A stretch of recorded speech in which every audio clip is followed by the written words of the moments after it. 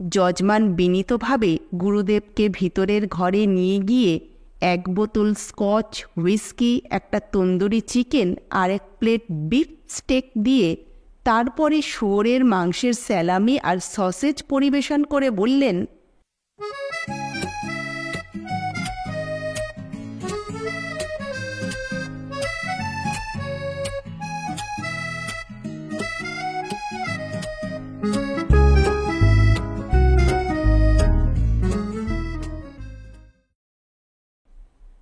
সব ধর্মেই শ্রাদ্ধের ব্যবস্থা আছে।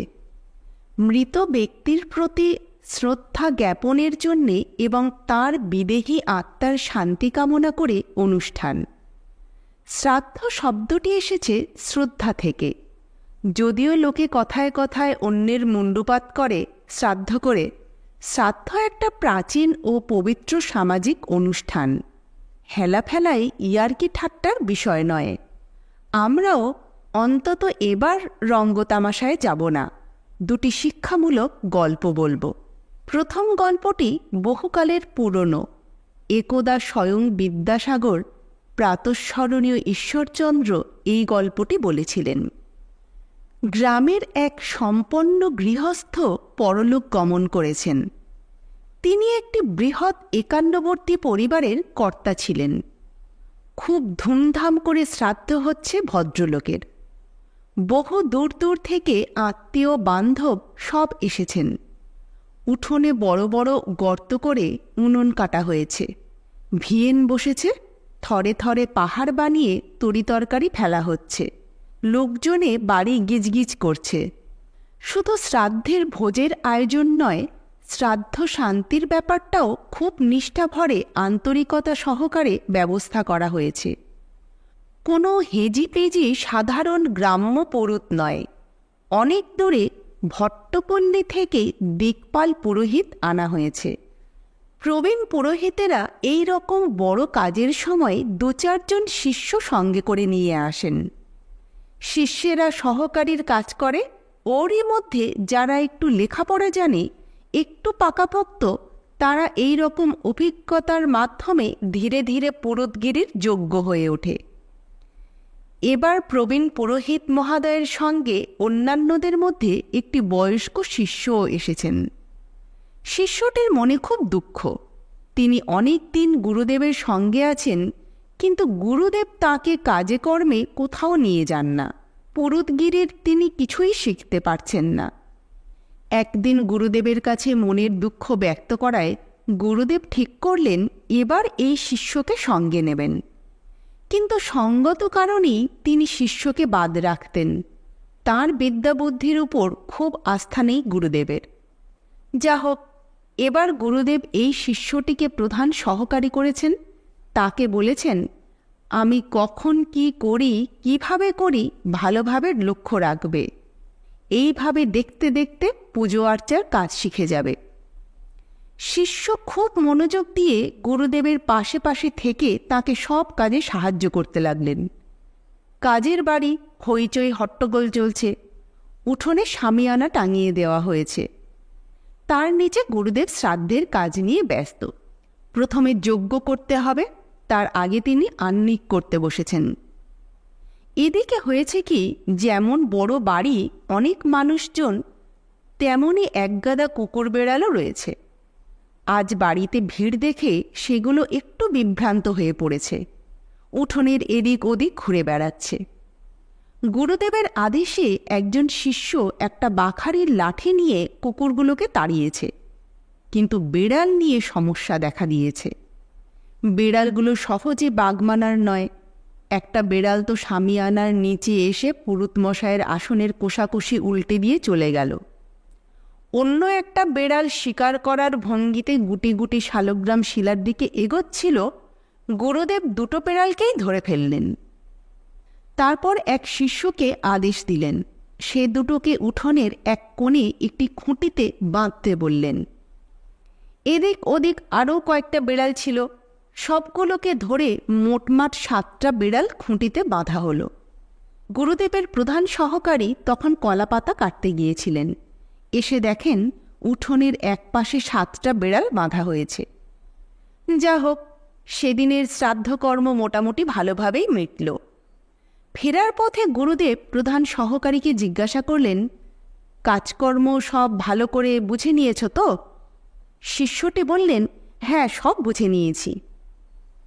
7 দিনের মাথায় পুরোহিতমশায়ের আবার ডাক এলো। একদিনে 2টো কাজ, এক গ্রামে অন্নপ্রাশন, অন্য গ্রামে শ্রাদ্ধ। দুক্ষেত্রেই তেমন ঘটা করে কিছু হচ্ছে না। যজমানদের অবস্থা তেমন ভালো নয়। গুরুদেব প্রধান সহকারীকে নিয়ে ধর্মে কর্মে বেরোলেন। তিনি ঠিক করলেন নিজে আগে অন্নপ্রাশনের বাড়িতে যাবেন, সহকারী যাবে শ্রাদ্ধের বাড়িতে, সেখানে গিয়ে উদ্যোগ আয়োজন করবে। তিনি তাড়াতাড়ি অন্নপ্রাশন সেরে শ্রাদ্ধের বাড়িতে চলে যাবেন। অন্নপ্রাশন সেরে গুরুদেব শ্রাদ্ধের বাড়িতে তাড়াতাড়ি গিয়ে দেখেন অব্যবস্থার চূড়ান্ত। সহকারীকে ধারে কাছে কোথাও দেখতে পেলেন না। এদিকে জোগাড় যন্ত্র প্রায় কিছুই হয়নি। উঠোনের একপাশে দেখলেন 4টে বেড়াল খুঁটিতে বাঁধা রয়েছে। এমন সময় প্রধান সহকারী সেই শিষ্যটি বাড়ির পিছনের বাঁশবনের ভেতর থেকে এলেন।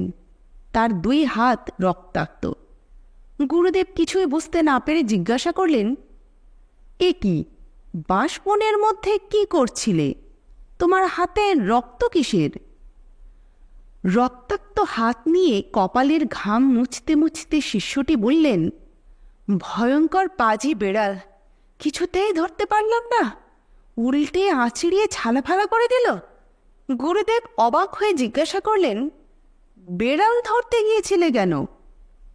শিষ্য বললেন, আগের শ্রাদ্ধে আপনি তো 7টা বেড়াল খুঁটিতে বাঁধলেন, কিন্তু এখানে 7টা বেড়াল জোগাড় করা অসম্ভব।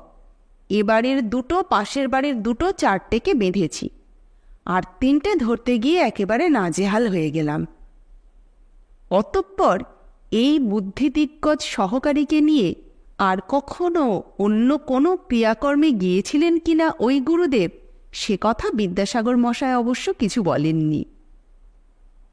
এবার একটা আধুনিক শ্রাদ্ধের গল্প বলি। কলকাতা শহরের এক ধনাঢ্য ব্যক্তি মারা গিয়েছেন। তার উপযুক্ত ছেলে খুব ধুমধাম করে বাবার শ্রাদ্ধ করছে। পারিবারিক গুরুদেব এসেছেন।